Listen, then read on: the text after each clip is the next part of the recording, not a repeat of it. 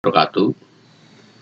Nah, teman-teman sesama pensiunan Pupuk Kaltim, melanjutkan video sebelumnya, saya ingin menyampaikan semacam progress report ya, progress report yang terjadi belakangan ini. Jadi saya sudah melayangkan surat ke pengurus dana pensiun Pupuk Kaltim atas nama Forum Pensiunan BUMN Nasabah Jiwasraya Chapter Pupuk Kaltim. Ini sebagai legalitas dari forum kita sebelumnya ya.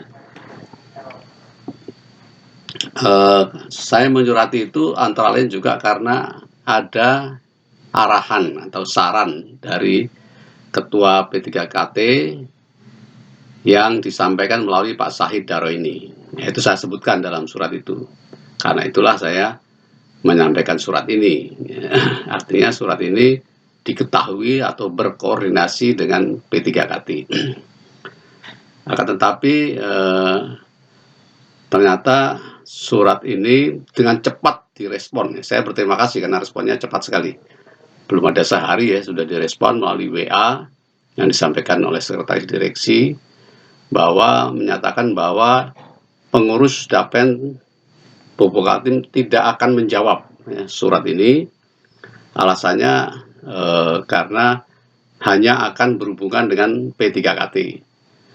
Dan saya juga dianggap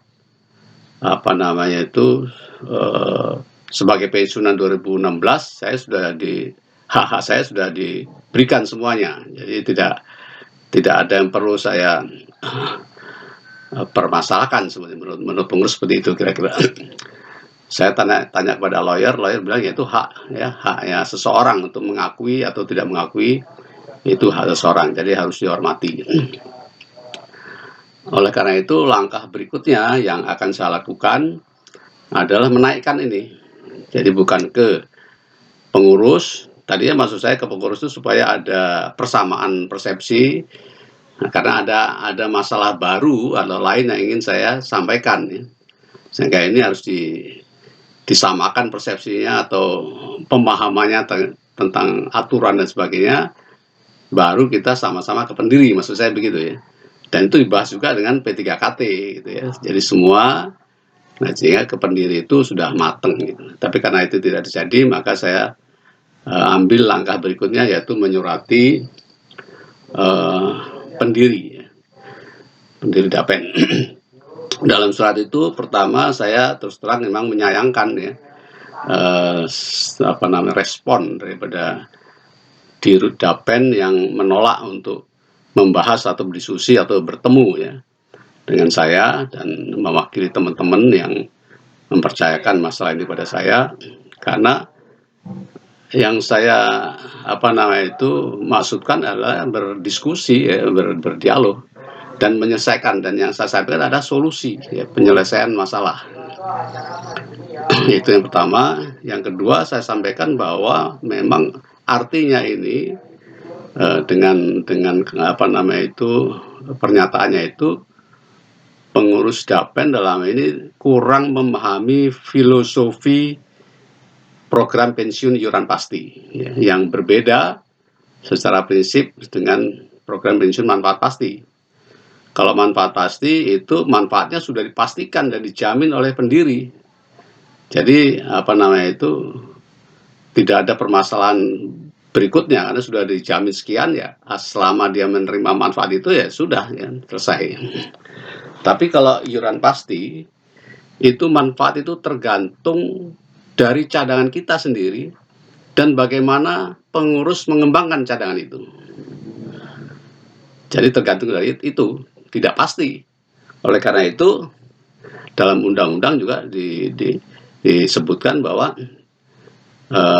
peserta pensiun iuran pasti itu masih berhak atas asetnya apabila di suatu hari kemudian terjadi perubahan-perubahan.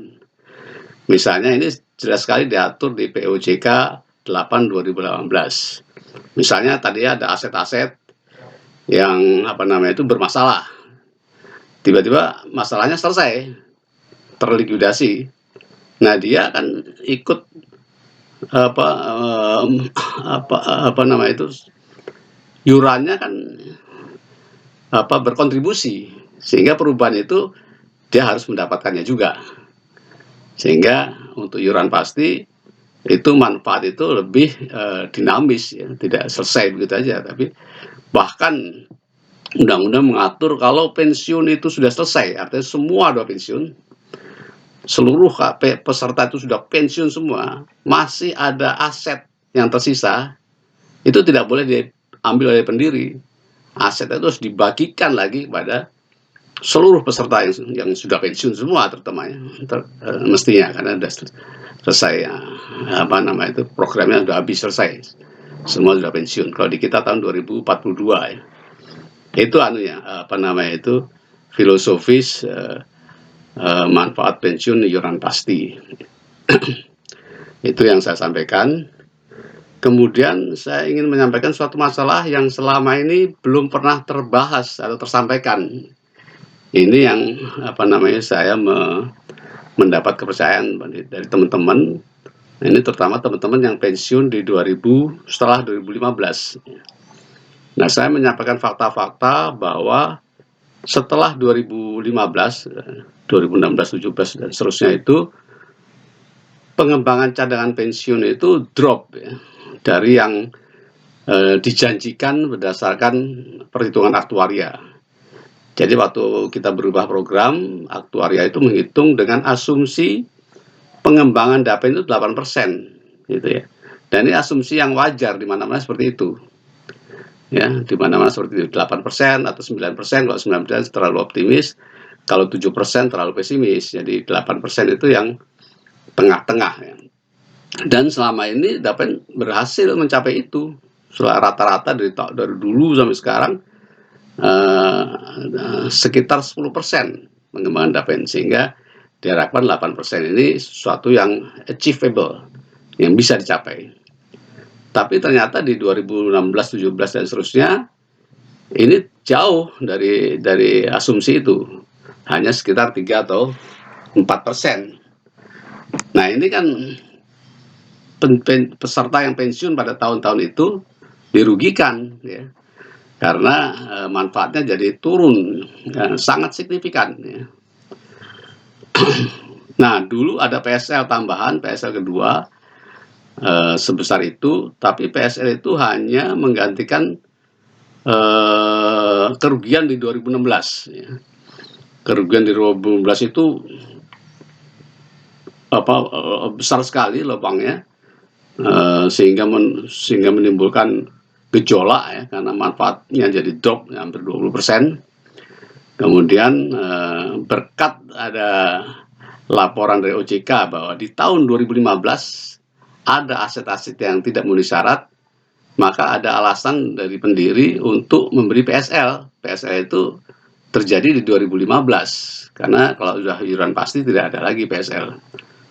Nah, karena ada penggantian itu, maka manfaat teman-teman bisa dikembalikan, dan kalau nggak salah hitungannya menjadi 5%. Nah, ini pun sebenarnya masih di bawah asumsi aktuaria yang 8%. Aktuaria itu. Tapi syukur alhamdulillah ya, kita syukuri. Nah, apa namanya itu, sebetulnya yang betul-betul menggantikan kerugian di 2016 itu tidak sebesar PSL itu, karena PSL itu menggantikan aset-aset 11 item, kita sebut itu, yang dikenal itu 11 item temuan OJK, itu nilainya besar sekali karena menggantikan aset-aset yang belum bisa diakui ya, belum bisa diakui.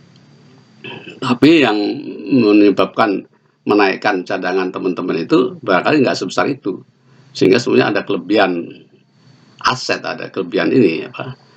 Nah, ini yang akan kita bahas berikutnya ya.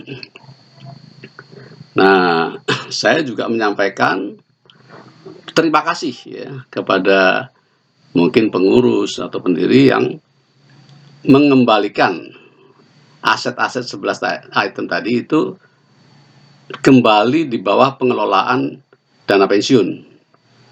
Karena sebelumnya aset-aset itu karena dianggap sudah digantikan oleh pendiri, kemudian dikeluarkan dari aset dana pensiun.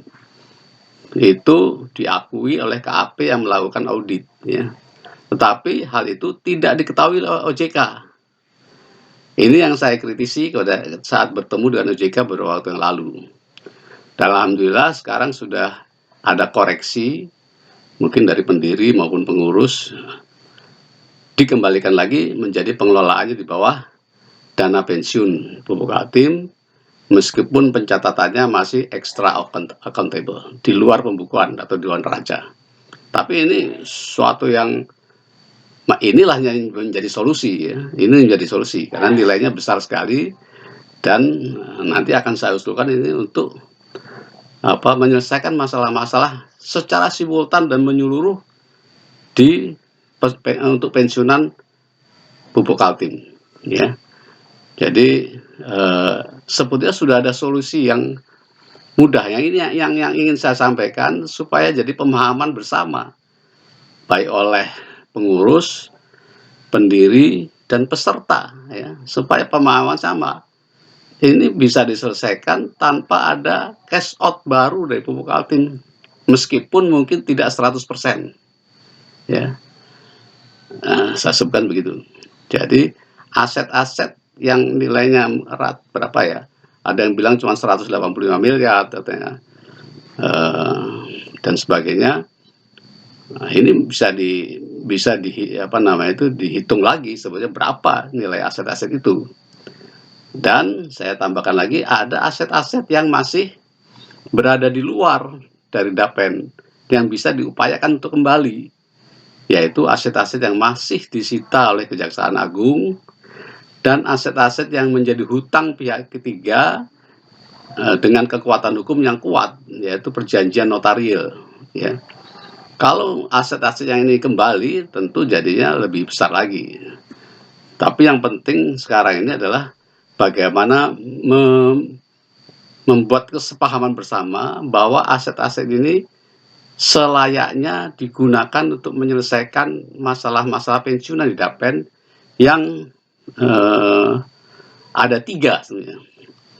Yang pertama yang kita tahu sebelumnya ini adalah masalah terkait dengan turunnya manfaat pensiun yang pada fase manfaat pasti karena ada masalah di Jiwasraya. Ini khusus bagi peserta Jiwasraya, ya. Masalah ini sebetulnya penyebabnya di luar Dapen, ya, di luar Dapen. Penyebabnya dari luar, yaitu pihak Jiwasraya, ya. Sehingga penyelesaiannya harusnya berasal dari pusat, dari pemerintah, dari negara. Karena seperti yang saya bilang sebelumnya bahwa kita menunjuk anuitas atau asuransi itu adalah perintah undang-undang, sehingga harusnya negara yang membuat undang-undang itu menjamin, ya, cadangan maupun manfaat pensiun itu. Tapi karena ini ada masalah yang extraordinary sehingga Menteri BUMN melakukan restrukturisasi yang merugikan pensiunan, manfaat pensiun. Tapi untuk BUMN, Menteri BUMN telah membuat surat kepada seluruh CEO bisa membantu, ya, bisa membantu dan tidak diperhitungkan dalam KPI. Nah, ini juga dasar hukum yang bisa dilakukan. Apalagi ini dibantu dengan aset-aset yang sudah tidak tercatat baik oleh Dapen maupun oleh Pupuk Kaltim, ya. Selayaknya itu untuk menyelesaikan aset itu yang pertama. Yang kedua itu tadi, karena turunnya performa Dapen di 2016 dan seterusnya, ya. Kita tidak membahas kenapa itu turun, yaitu saya kira pembahasan tersendiri. Mungkin nanti diseminarkan saja, ya. Kalau saya sebagai pengurus yang terlibat di sampai 2016 pertengahan, tentu saya akan menjawab dengan penyebabnya adalah X. Kemudian pengurus pengganti saya tentu akan penyebabnya adalah Y. Nah, ini kan masalah diskusi. Tapi kenyataannya memang 2016 dan seterusnya itu drop, ya. Dropnya signifikan sekali, ya. Karena performa DAPEN itu di mana-mana minimal ya 8-9%, bahkan ada yang belasan persen ya, bahkan ada yang 20-an%. Nah, ini kita akui aja itu sebagai fakta-fakta yang harus diselesaikan, dan itu masalahnya internal ya. Masalahnya internal Pupuk Kaltim, sehingga mestinya menjadi tanggung jawab di internal kita, yaitu pendiri ya, dan pengurus dana pensiun. Jadi kembali saran saya, jelas sekali, gunakanlah aset-aset itu, tentu saja diliquidkan dulu ya, dijual dan sebagainya, untuk menyelesaikan secara simultan seluruh masalah pensiunan di Pupuk Kaltim, baik terkait Jiwasraya, baik terkait turunnya performance, dan juga sisa cadangan yang harus diberikan kepada ahli waris, karena ada beberapa peserta yang sudah meninggal dunia. Ini menjadi persoalan hukum, apakah dia mengikuti PPIP. Kalau PPIP harus dikembalikan, mestinya ini sudah mengikuti PPIP, sehingga sisa cadangan itu menjadi hak ahli waris. Nah, ini masalah-masalah yang harus diselesaikan secara bersama-sama ya. Jadi antara pendiri ada kesepakatan pendiri dengan peserta melalui pengurus dana pensiun. Jadi itu harus ketemu. Ya, peserta ini ada dua macam, peserta yang Jiwasraya dan peserta yang PPIP 2016 dan seterusnya. Saya kira kalau ini ketemu, ini sudah ada format penyelesaian, tinggal masalah-masalah teknis. Ini sangat mudah sekali. Misalnya ditunjuk aja tim yang terdiri dari mewakili semua ini, kemudian melakukan kajian sebetulnya berapa aset, berapa kebutuhan, berapa kontribusi. Mudah sekali, kontribusi masing-masing itu sekian, kekurangannya sekian. Kalau nanti ada aset yang terjual, tinggal didistribusikan gitu sesuai dengan proporsional, sesuai dengan kontribusinya masing-masing. Jadi ini sudah penyelesaian yang sangat komprehensif, dan insya Allah akan diterima oleh semua pihak. Nah, teman-teman, mohon doanya. Saya akan terus berusaha meyakinkan solusi ini kepada berbagai pihak ya. Dan saya sebutkan di situ kalau bisa ya internal dulu, karena supaya jangan rame ya. Tapi kalau internal itu tidak bisa, ya dalam surat saya kepada pendiri saya sebutkan ya, saya akan melibatkan pihak-pihak luar yang memang berkompeten untuk menyelesaikan masalah publik ya, seperti ombudsman atau bahkan KPK ya. Karena KPK itu bukan hanya mencari korupsi, tapi juga mencegah terjadi korupsi ya, mengawal. Karena ini ada aset-aset yang gray area, sehingga harusnya dikawal dengan baik oleh pihak yang kompeten supaya sesuai dengan aturan yang ada, sesuai dengan siapa yang berhak dan sebagainya. Demikian singkatnya penjelasan saya. Mohon dukungan dari teman-teman dari semua pihak, dan mohon pemahamannya terhadap masalah ini, supaya maksud kami semua itu ada penyelesaian secara baik-baik ya, penyelesaian secara kesepakatan bersama. Ini ungkapan dari OJK itu tinggal kesepakatan antara pendiri dan peserta ya. Pendiri dan peserta ini yang penting. Aturannya jelas di POJK 8 nomor 2018 ya. Itu aturannya jelas. Nah, kalau itu kita ikuti saja dan ada dialog, insya Allah ada penyelesaian. Terima kasih. Assalamualaikum warahmatullahi wabarakatuh.